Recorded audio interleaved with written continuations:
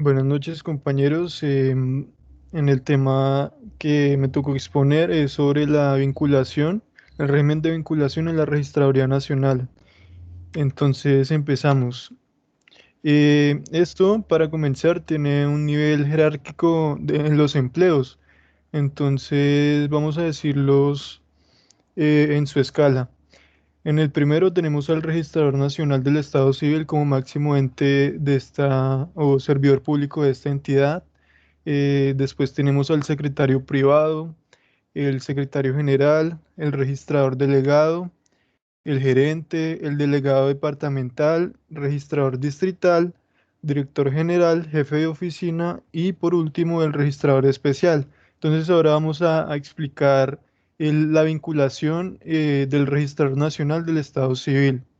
Entonces, la vinculación del Registrador Nacional del Estado Civil está regulado por el artículo 266 de la Constitución Política, como también por la resolución número 17980 del 2018, el cual es el manual específico de funciones y competencias laborales. El Registrador Nacional será escogido por los presidentes de la Corte Constitucional, la Corte Suprema de Justicia y el Consejo de Estado, mediante concurso organizado de méritos según la ley, y tiene un periodo de duración de 4 años. Los requisitos para ser registrador nacional del Estado Civil deben ser los siguientes. Primero que todo, debería reunir las mismas cualidades que exige la Constitución para ser magistrado de la Corte Suprema de Justicia. Entonces, ¿cuáles son esos requisitos? Para ser magistrado de la Corte Constitucional y de la Corte Suprema de Justicia y el Consejo de Estado, se requiere como primer requisito ser colombiano de nacimiento y ciudadano en ejercicio. Segundo, pues ser abogado. Tercero, no haber sido condenado por sentencia judicial a pena privativa de la libertad, excepto por delitos políticos o culposos. Eh, Cuarto, haber desempeñado durante 10 años cargos en la rama judicial o en el Ministerio Público o haber ejercido con buen crédito por el mismo tiempo la profesión de abogado o la cátedra universitaria en disciplinas jurídicas en establecimientos reconocidos oficialmente. Entonces, estos son los requisitos que piden para ser registrador nacional del Estado Civil. Ahora vamos a pasar en es la vinculación de los demás servidores públicos en la Registraduría Nacional, porque pues tienen unos términos de vinculación diferentes. Entonces, como primero, tenemos que hablar del alcance. Esto inicia con la recepción y análisis de la hoja de vida de los aspirantes hasta la creación y archivo de la historia laboral. También después de esto piden como una base documental. Esta base documental son actos administrativos de nombramiento o de aprobación de nombramiento, viabilidades de nombramiento y formatos de vinculación, que son los siguientes. Primero, un formato único de hoja de vida de la función pública. Segundo, un formulario único de declaración de bienes y rentas. Tercero, un formato de declaración juramentada, delegados y registradores distritales. Cuarto, formato de declaración juramentada de registradores municipales auxiliares y especiales. Quinto, un formato de declaración juramentada en un sitio central. Sexto, un formato de asignación beneficiarios con póliza de seguro de vida. Séptimo, un formato de documentos para posesión. Octavo, un formato de estudio como requisito. Y noveno, formato de información personal. En décimo, un formato de reporte de planta de personal. 11, un formato de reporte de vacantes temporales y definitivas. 12, un formato de compromiso de confidencialidad y no divulgación de la información para cargos del nivel directivo y asesor. 13, un instructivo de historial laboral. Y como 13 y último documento, un manual específico de funciones y competencias laborales. Entonces pasamos a la ley 1350 del 2009, por medio de la cual se reglamenta la carrera administrativa especial en la Registraduría Nacional del Estado Civil y se dictan normas que regulen la gerencia pública. Entonces, esto está consagrado en el capítulo 3, que habla sobre la forma de provisión de los empleos y vinculación personal de carácter personal. Nos remitimos al artículo 20. ¿Por qué nos remitimos a este artículo? Porque habla sobre las clases de nombramiento, la provisión de los empleos en la Registraduría Nacional del Estado Civil podrá realizarse mediante las siguientes clases de nombramiento. Entonces acá nos nombran las clases de nombramiento por las cuales pueden ser, valga la redundancia, nombrados los servidores públicos. Entonces tenemos según el artículo 20, están los nombramientos, el nombramiento ordinario y discrecional. Entonces dice que es aquel mediante el cual se proveen los cargos que de conformidad con la presente ley tienen carácter de libre nombramiento y remoción. Pasamos ahora a los nombramientos en periodo de prueba. Entonces dice que es aquel mediante el cual se proveen los cargos del sistema especial de carrera de la entidad con una persona seleccionada por concurso y tendrá un término de 4 meses. Ahora pasamos al nombramiento provisional discrecional. Entonces dice que esta clase de nombramiento es excepcional y solo procederá por especiales razones del servicio.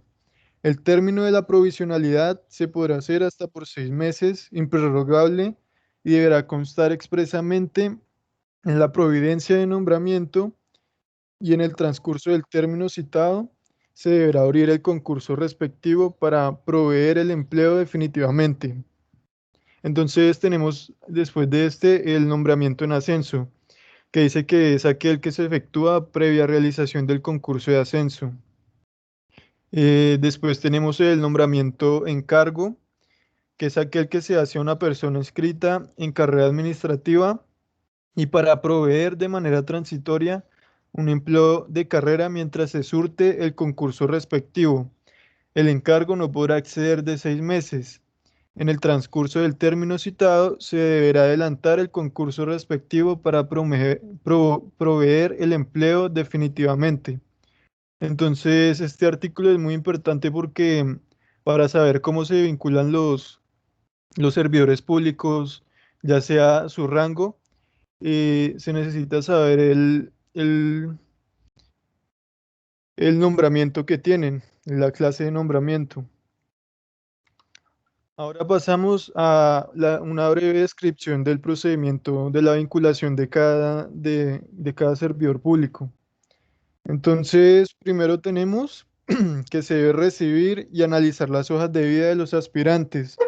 Entonces, en este se hace un primer análisis de las cualidades y calidades de los aspirantes reflejadas en la hoja de vida del mismo, en el nivel desconcentrado y deben solicitar la viabilidad a la gerencia del talento humano de aquellas hojas de vida analizadas y que deseen postular para un nombramiento.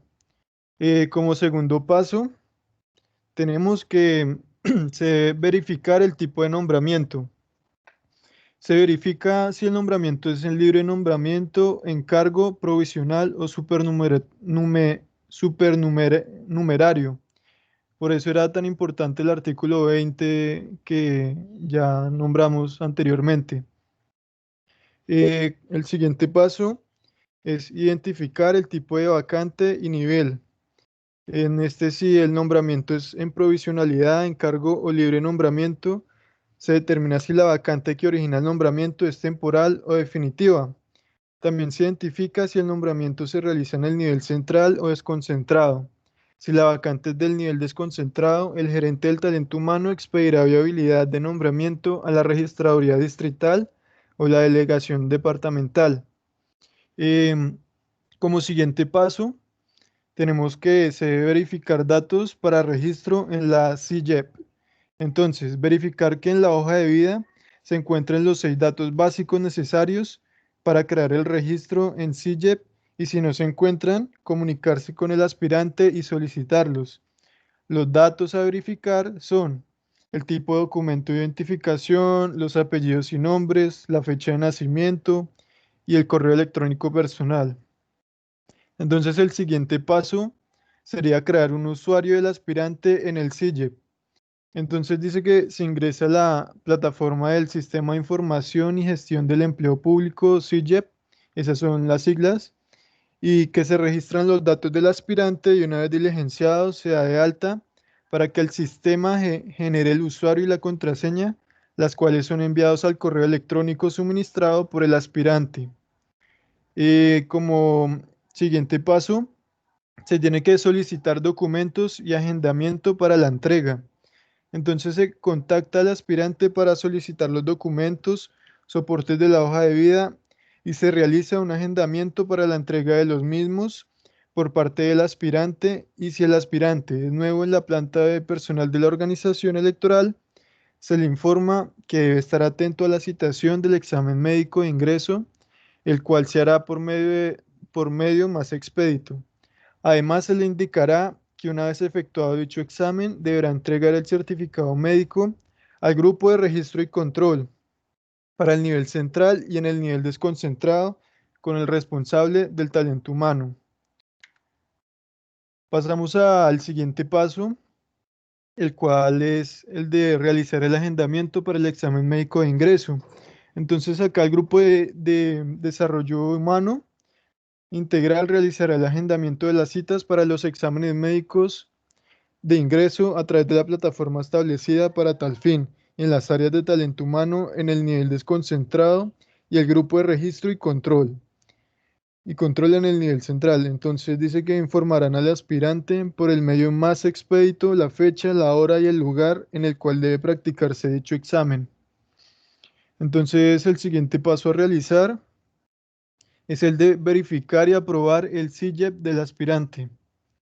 Dice que verificar y aprobar la hoja de vida diligenciadas en la plataforma del SIGEP por parte del aspirante. Entonces, es como un control de los datos. Por eso se hacen esas verificaciones. Entonces, ahora pasamos al otro paso, que es la verificación de antecedentes de los aspirantes. Acá se verifican en los portales web donde las entidades correspondientes dispongan los antecedentes fiscales, disciplinarios, judiciales y de medidas correctivas del aspirante, dejando las constancias respectivas. Pasamos al otro paso, que es el de recepcionar los documentos solicitados. Entonces acá dice que se recibe por parte del aspirante los documentos solicitados, verificando que se encuentren completos y se le entrega al aspirante su hoja de vida aprobada del SIGEP para que sea firmada y anexada a los documentos entregados. El siguiente paso es el de firmar las hojas de vida de SIGEP aprobadas. Entonces el responsable de talento humano es el que se encarga de firmar las hojas de vida que fueron aprobadas, ¿no? Y el otro paso sería verificar el cumplimiento de los requisitos del cargo, validando la experiencia y los títulos educativos. Entonces acá se verifica la experiencia laboral externa aportada y la interna con su con su historia laboral y se aplica, así como los títulos educativos acreditados por el aspirante con el fin de validar que se encuentre dentro del perfil del empleo al cual está optando para el cumplimiento de los requisitos. Entonces vamos ahora con solicitar la certificación de validez de títulos educativos. Entonces acá solicitar la certificación de validez del diploma de bachiller, el título de educación superior o tarjeta profesional mediante comunicación oficial, email o por el medio que la institución educativa disponga para la consulta. Pasamos al siguiente paso, que es el de recepcionar certificación de validez de títulos educativos. Entonces acá se recibe la comunicación de la institución educativa verificando que en ella se haya certificado la validez de los títulos consultados. Em, el otro paso es el de certificar cumplimiento de requisitos para posesiones de personal supernumerario. Acá se elabora una certificación de cumplimiento de requisitos para posesión, la cual contendrá como mínimo la identificación, el nombre y apellido del aspirante, el código y el cargo. El otro paso a seguir es el de elaborar resolución de nombramiento o de aprobación de nombramiento. Entonces acá se elabora la resolución del nombramiento, resolución o aprobación de nombramiento, tal como lo dice. Entonces seguimos con el de remitir la resolución para firmas. Acá se remite al nominador correspondiente la resolución de nombramiento o aprobación para que sea firmada. Vamos ahora a la de recepcionar, distribuir y publicar la resolución de nombramiento o resolución de aprobación de nombramiento firmada. Entonces acá se recibe la resolución de nombramiento o resolución de aprobación de nombramiento con la firma del nominador correspondiente. Se distribuyen copias de la misma a las áreas involucradas para los respectivos trámites y publicación en la página web de la entidad. El siguiente paso sería el de registrar al aspirante en el sistema de recursos humanos. Entonces, en este paso se registran los datos del aspirante en el sistema de administración de los recursos humanos para generar la comunicación de nombramiento. Se deberán ingresar como mínimo los datos personales y el nivel educativo del aspirante. Entonces, el otro paso es el de enviar o entregar comunicación de nombramientos. Aquí se envía por medio electrónico o entrega la comunicación del nombramiento al aspirante mencionado, entre otros aspectos, el tiempo que dispone para manifestar la aceptación del nombramiento. Otro de los pasos es aceptar el nombramiento.